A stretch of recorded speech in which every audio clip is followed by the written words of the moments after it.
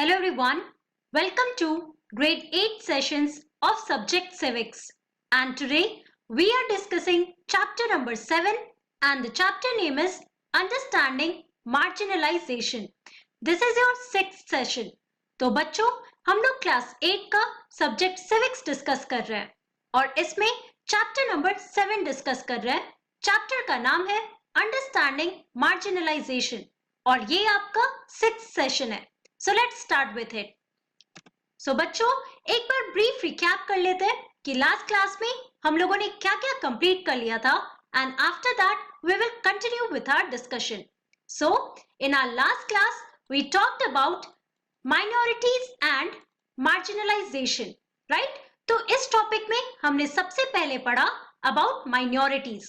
तो minorities कौन होते हैं? So minorities are the group of communities जिनका पॉपुलेशन कम होता है, जिनका नंबर कम होता है रिलेटिवली टू दी मेजर और दी मेजॉरिटी पॉपुलेशन और the rest of population.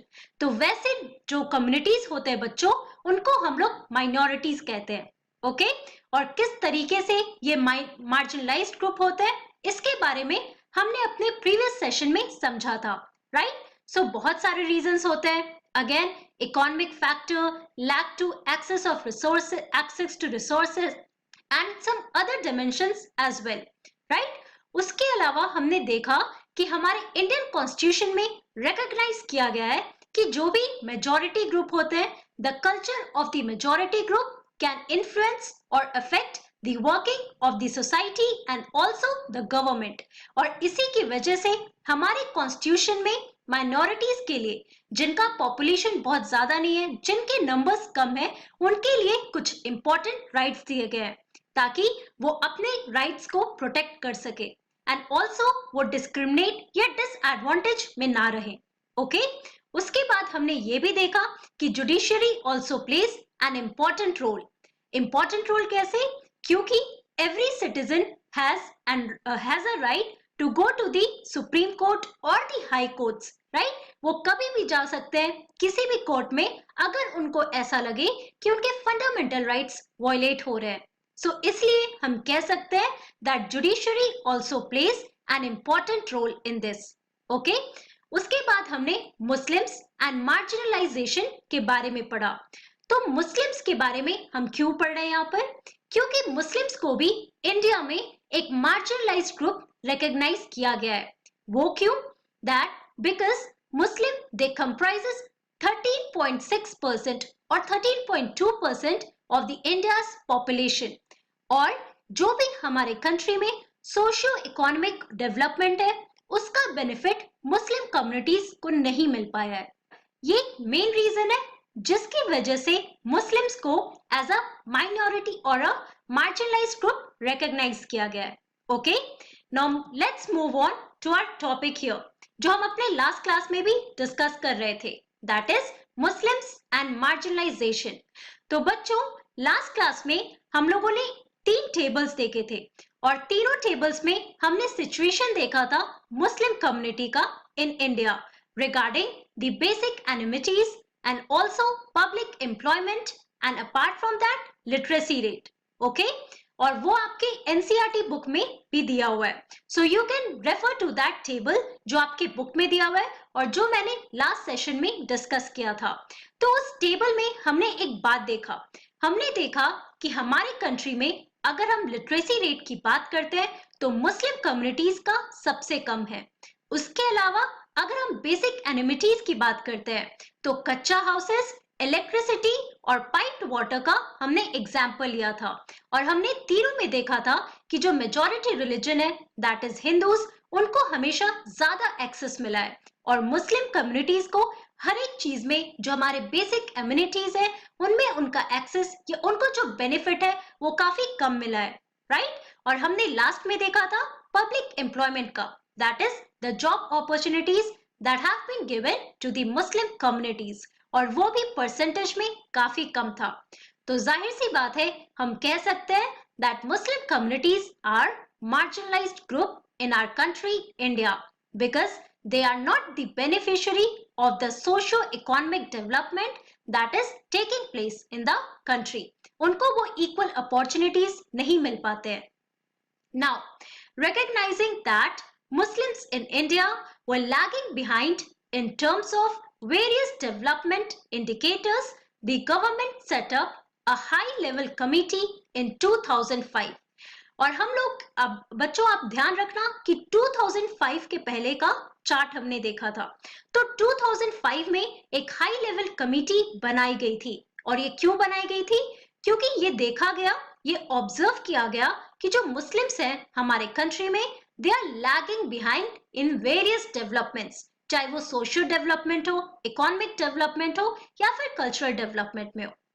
Chaired by Justice Rajendra Sachar, the committee examined the social, economic and educational status of the Muslim community in India. और जो ये high level committee बनी थी, इनका main काम क्या था?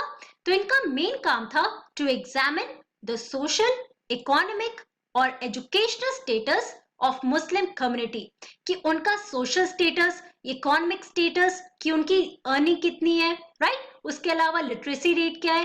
तो इन सारी चीजों को एग्जामिन करने के लिए ये हाई लेवल कमिटी बनाई गई थी। और इनके चेयरमैन कौन थे? इनके चेयरमैन थे justice Rajendra Sachar. So please remember the name here. The report discusses in detail the marginalisation of this community.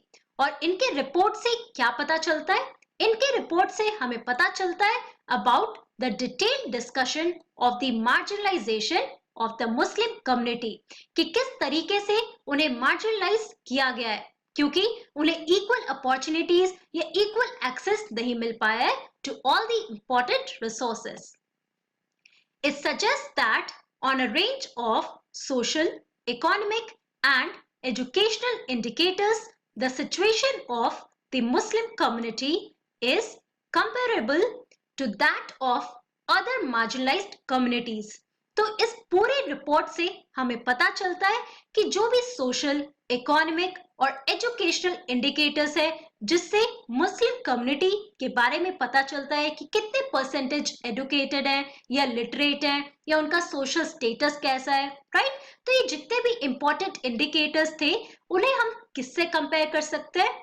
उन्हें हम कंपेयर कर सकते हैं बाकी मार्जिनलाइज्ड कम्युनिटीज से, जिसके बारे में हम लोगों ने अभी पहले पढ़ा था, that is the scheduled caste and scheduled tribes. तो आप याद करो बच्चों कि हम लोगों ने ये टर्म आदिवासी के टॉपिक में पढ़ा था, जहां पे हमने देखा that government uses the term scheduled tribes और इनको शेड्यूल्ड कास्ट के साथ रखा जाता है, that is a different category and they are the marginalized community. Okay, तो यहाँ पर आपका कॉन्सेप्ट क्लियर हो जाना चाहिए कि क्यों मुस्लिम कम्युनिटी को मार्जिनलाइज्ड कम्युनिटी कहा जा रहा है। क्योंकि अगर ये सारे इंडिकेटर्स देखे जाएं तो इससे पता चलता है कि जो इनका सिचुएशन है वो किसके बराबर है? वो बाकी मार्जिनलाइज्ड कम्युनिटीज के बराबर है, right? For example, according to the report, the average years of schooling for Muslim children between the ages of 7 to 16 is much lower than that of other socio-religious communities. अब best example है कि जो report में हमें पता चलता है कि जो एवरेज ईयर है of schooling from for Muslim children, जो मुस्लिम चिल्ड्रन है जिनका एज है 7 to 16 ईयर्स के बीच में, ओके, तो उनका जो रिपोर्ट आया बच्चों वो काफी कम है। अगर हम कंपेयर करते हैं बाकी रिलीजियस कम्युनिटीज के साथ, तो जो मुस्लिम चिल्ड्रन जो स्कूल जा रहे हैं तो उनका काफी कम यहाँ पर आपको नंबर दिखेगा। और ये सारी चीजें हमें इस रिपोर्ट से पता चलता है, okay? Economic and social marginalisation experienced by Muslims has other dimensions as well. तो इसके बारे में अभी हमने डिस्कस किया, that is the economic and social marginalization जो मुस्लिम कम्युनिटी एक्सपीरियंस करते हैं, okay? Like other minorities, Muslim customs and practices are sometimes quite distinct from what is seen as the main stream. और जब भी आप main stream term देखो तो आप समझना कि हम मेजॉरिटी की बात कर रहे हैं। तो हमारी कंट्री में अगर हम मेजॉरिटी की बात करते हैं, जो मेजॉरिटी ग्रुप है, जो मेजॉरिटी रिलीजियस कम्युनिटीज हैं, उनका जो कल्चर है, जो ट्रेडिशन है, वो काफी डिफरेंट है from that of the culture or the tradition or the customs of Muslims. तो जैसे हमने आदिवासी के ट्रेडिशन और कस्टम के बारे में पढ़ा, लाइकवाइज जो मुस्लिम कस्टम्स और प्रैक्टिसेस हैं वो भी काफी डिस्टिंक्ट होते हैं from that of the main stream religion. Okay, and that is why they are also seen with sometimes with hostility and also fear. Muslims may wear a burqa, sport a long beard, wear a fez, and these become ways to identify all Muslims. तो हमने एक बार आदिवासीज के बारे में जब पढ़ा तो stereotyping का केस डिस्कस किया कि किस तरीके से आदिवासीज को एक जैसा पोर्ट्रे करके स्टीरियोटाइप किया जाता है और देखा जाता है that they are primitive and backward. Likewise जब हम मुस्लिम्स की बात करते हैं तो उन्हें भी एक जैसा आइडेंटिफाई किया जाता है. वो क्यों? Because of their customs, their traditions, the way they dress या the way they are showing themselves. तो यहाँ पे आप देखो जो मुस्लिम्स होते हैं तो उनके ट्रेडिशन में, not all but there are some Muslims who wear burqa. कुछ ऐसे होते हैं जो लंबे दाढ़ी रखते हैं, कुछ लोग ऐसे होते हैं जो फेस पहनते हैं. तो ये सारे तरीके बन जाते हैं, ये सारे इंपॉर्टेंट पॉइंट्स बन जाते हैं जिससे एक स्टीरियोटाइपिंग होता है and these become the ways of identifying all the Muslims. Okay, now because of this they tend to be identified differently and some people think they are not like the rest of us. Okay, और इसी की वजह से क्या होता है, इनका जो आइडेंटिफिकेशन है वो थोड़ा डिफरेंट हो जाता है. और रेस्ट ऑफ अस कहने का मतलब है जो मेजॉरिटी ग्रुप के लोग हैं जिनको लगता है कि उनके जो कस्टम्स और उनके जो प्रैक्टिसेस है वो काफी डिफरेंट है एंड दैट इज व्हाई वो लोग मेजॉरिटी ग्रुप की तरह नहीं है और इसी वजह से उन्हें मार्जिनलाइज किया जाता है. राइट, तो ये सारे एग्जाम्पल्स के थ्रू आप बस ये समझ सकते हो कि किस तरीके से किसी भी ग्रुप को, किसी भी कम्युनिटी को वेरियस रीजंस के साथ उन्हें मार्जिनलाइज किया जाता है. ओके, सो यहाँ पे रेस्ट ऑफ अस जो है बच्चों, that is your majority group. Right, यहाँ पे आप देख सकते हो मुस्लिम women wearing burqa and also Muslim women protesting that people should stop discrimination against Muslim. Okay, also this social marginalization of Muslims in some instances has led them to migrating from places where they had lived, often leading to ghettoization of the community. Sometimes this prejudice leads to hatred and violence. और यही जो हमारी society में ये जो marginalisation होता है Muslims का, it has led to the migration of Muslims. जिस जगह पे वो रह रहे थे उस जगह से उन्हें माइग्रेट करना पड़ा और इन्हीं प्रेजुडिस, इन्हीं स्टीरियोटाइपिंग की वजह से it has led to hatred and violence among people, जिसे आज के डेट में हम कम्युनलिज्म के नाम से भी जानते हैं. That is differences between two religious groups and it also leads to violence. कभी कभी काफी लड़ाई झगड़े भी हो जाते हैं in the name of religion. Right, so this was all about the Muslim minorities and also the marginalization कि सोसाइटी में उन्हें किस तरीके से मार्जिनलाइज किया जाता है. तो बच्चों अब हमारा लास्ट पार्ट आ गया, दैट इज कंक्लूजन. तो एक बार ब्रीफ में हम समझ लेते हैं कि इस पूरे चैप्टर में हमने क्या क्या पढ़ा है.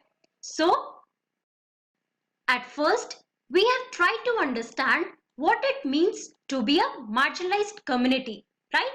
कि being socially marginalized क्या होता है या being excluded one या left out one क्या होता है, इसके बारे में हमने सबसे पहले पढ़ा. We have tried to look at this through the experiences of different marginalized communities. तो हम लोगों ने आदिवासीज के बारे में पढ़ा, इसके अलावा हमने मुस्लिम कम्युनिटीज के बारे में भी पढ़ा.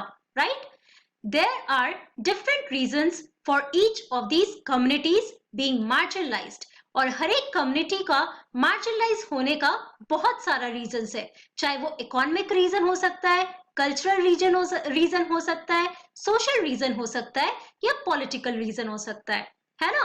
Now each experiences marginalisation in different ways. और हम ये भी कह सकते हैं कि हर एक ग्रुप मार्जिनलाइजेशन डिफरेंट वेज में देखते हैं या एक्सपीरियंस करते हैं. जैसे हमने आदिवासी का एग्जाम्पल लिया, फिर हमने मुस्लिम कम्युनिटी का एग्जाम्पल लिया, तो यहाँ पे हमने देखा कि डिफरेंट डिफरेंट रीजंस हैं इनके मार्जिनलाइज होने के. Also, at last, we can say that marginalization results in having a low social status and not having equal access to education and other resources. तो जाहिर सी बात है बच्चों कि जब आप आदिवासी के एग्जाम्पल्स को पढ़ोगे, उसके बाद मुस्लिम कम्युनिटीज के एग्जाम्पल्स को देखोगे, तो हमें एक कॉमन नोशन पता चलता है. वो ये कि अगर किसी भी ग्रुप को मार्जिनलाइज्ड ग्रुप कहा जाता है, तो इसका मतलब होता है that group has a low status in society. वो मेजॉरिटी की तरह नहीं है, इसलिए उनका स्टेटस सोसाइटी में काफी लो है. उसके अलावा they are not able to get equal opportunities. उनको बहुत सारे चीजों में, चाहे वो सोशल इकोनॉमिक डेवलपमेंट हो या फिर हेल्थ का हो, तो ऐसे बहुत सारी चीजें होती है बच्चों जिसमें उन्हें इक्वल एक्सेस टू रिसोर्सेज नहीं मिल पाता है या फिर उन्हें एजुकेशन नहीं मिल पाता है.